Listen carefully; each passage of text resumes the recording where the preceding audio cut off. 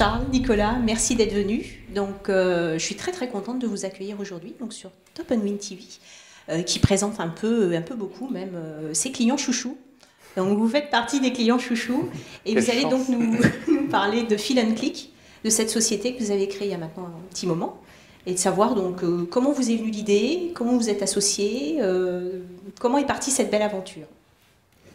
Bah écoutez, ça a commencé en septembre 2009, enfin un tout petit peu avant, quelques mois avant. On était en stage de fin d'études. Voilà, donc tous les deux on est ingénieurs et frais en dernière année. Charles était chez Louis Vuitton et moi j'étais à la DSI de Thales. Et ça nous plaisait beaucoup, on avait des missions très intéressantes, mais à force de travailler ensemble, on a commencé à travailler pour un journaliste. À force de travailler ensemble, on s'est dit qu'il y avait peut-être quelque chose à faire dans le monde du web, que ce n'était pas quelque chose d'extrêmement compliqué, quelque chose qui nous intéressait beaucoup, et on s'est aperçu qu'on arrivait à réaliser des projets, qu'on aimait bien travailler ensemble. Donc voilà, donc entre continuer dans des grandes sociétés ou lancer notre petite entreprise à deux, on a longtemps hésité, on en a beaucoup discuté, et puis finalement le 4 septembre 2009, on a décidé de se lancer et de créer donc Feel & Click. Voilà, ça c'est le tout début de l'aventure. Alors Feel & Click, qu'est-ce qu'on y trouve en termes de prestations ? On y trouve Feel, on y trouve Click. Chez Feel & Click, on a cette passion de la technologie élégante, de la technologie graphique, de la technologie mise en avant. On a tous les deux un parcours ingénieur, mais des sensibilités graphiques et de communication qui sont fortes et qui sont des vraies valeurs de l'entreprise. Donc chez Feel & Click, on est parti de cette volonté de faire de la technique haut de gamme, de la technique adaptée et sur mesure pour nos clients. Ça nous a porté sur de petits projets au départ, qui sont devenus de plus en plus importants, de plus en plus intéressants. Et c'est en avançant dans les différents projets qu'on a découvert de nouvelles technologies, découvert de nouveaux besoins, découvert de nouvelles envies aussi. L'équipe a grandi avec ça et c'est une machine qui est bien partie, qui a grandi au fur et à mesure, portée par les projets et maintenant... Alors les projets typiquement, pour les internautes qui seraient éventuellement intéressés à devenir de futurs clients, on ne sait jamais, ce sont des sites internet, ce sont des plateformes web, comment ça se présente, des exemples de... Exemples concrets. Voilà, concrets, voilà, pour que nos internautes comprennent de quoi il s'agit exactement. C'est très variable. Il y a des sites internet, type blog, site vitrine, qu'on fait très rapidement, c'est-à-dire qu'on est capable de faire des sites en 48 heures pour des événements, des choses comme ça. Il y a d'autres sites internet avec des fonctionnalités e-commerce beaucoup plus avancées, qui prennent parfois plusieurs mois à être mis en place. Des modules de paiement, ce genre de choses. Des modules de paiement, voilà, on peut parler de PayPal, de terminal de paiement, d'abonnement, de choses comme ça. Donc ça c'est quelque chose qu'on fait aussi. Et ça c'est à peu près 50% de l'activité. Et en face de ça, il y a une activité beaucoup plus B2B, beaucoup plus orientée pour les grandes sociétés, avec la mise en place d'outils web, typiquement des formulaires, des questionnaires, des choses comme ça, des systèmes d'évaluation.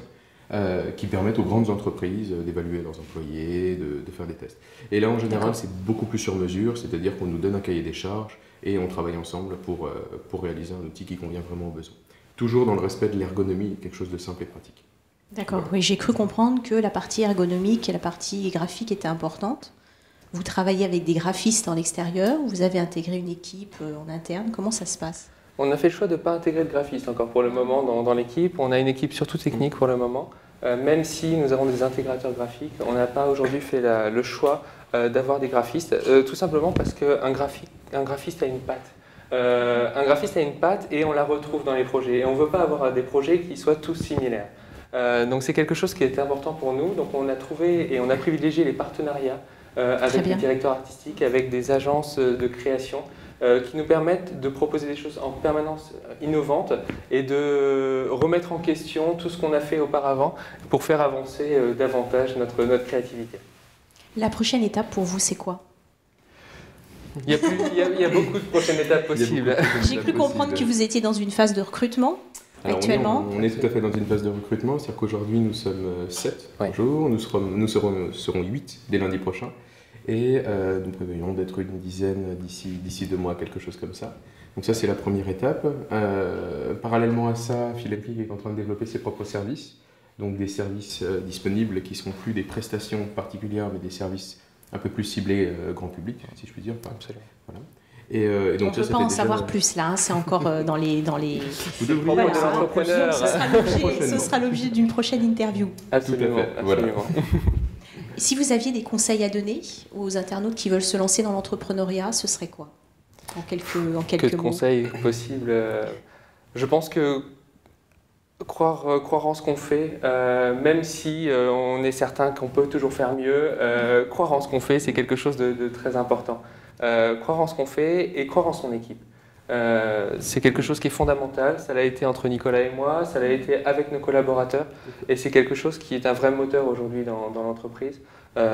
Avoir du respect et de la confiance en son équipe, c'est quelque chose qui est fondateur et fondamental, qui permet, un, d'être créatif, et deux, de se retourner en cas de problème, des petits problèmes ou plus gros problèmes, mais en tout cas, la vie d'entrepreneur, c'est vraiment ça, c'est des joies et des risques, des problèmes de temps en temps. Et avec oui, tant qu'à faire, sinon on s'ennuierait. Ce serait pas drôle. Tout à fait. Et c'est vrai qu'avec une bonne équipe, on arrive à surmonter toutes ces étapes-là. Moi, j'ajouterais 2 mots, tout simplement, être simple et être pragmatique. C'est-à-dire qu'on a pas mal de choses à faire. Parfois, c'est des décisions stratégiques à 2 ans, tout bête, mais c'est important. Parfois, c'est tout simplement décider pour nous, ça va être de la taille d'une police sur un site web ou de la couleur d'un titre. Il faut savoir faire le grand écart, c'est pas toujours simple, mais si on décide pas, personne décidera à notre place. Donc, il faut pas hésiter à prendre les décisions. Et puis simple, au niveau typiquement commercial, il n'y a rien qui marche mieux que les choses simples. Envoyer une composition commerciale propre, sans faute d'orthographe. Enfin, vous voyez, c'est des choses toutes simples. Des basiques, en fait. Des basiques. Mais... Voilà. Et quand on est répondre dans les délais, des choses comme ça, et quand on applique ces choses-là, en général, ça fonctionne bien. On va peut-être conclure là-dessus. Donc, il faut être, si j'ai bien compris, simple, pragmatique et avoir confiance en son équipe. C'est un peu ça? C'est un bon démarrage. Voilà. Et puis y croire, ce que disait Charles à l'instant. Y croire toujours quand on entreprend. Hein, parce que si on n'y croit pas soi-même, les autres ne vont pas suivre. Ni les clients, ni les partenaires, ni personne.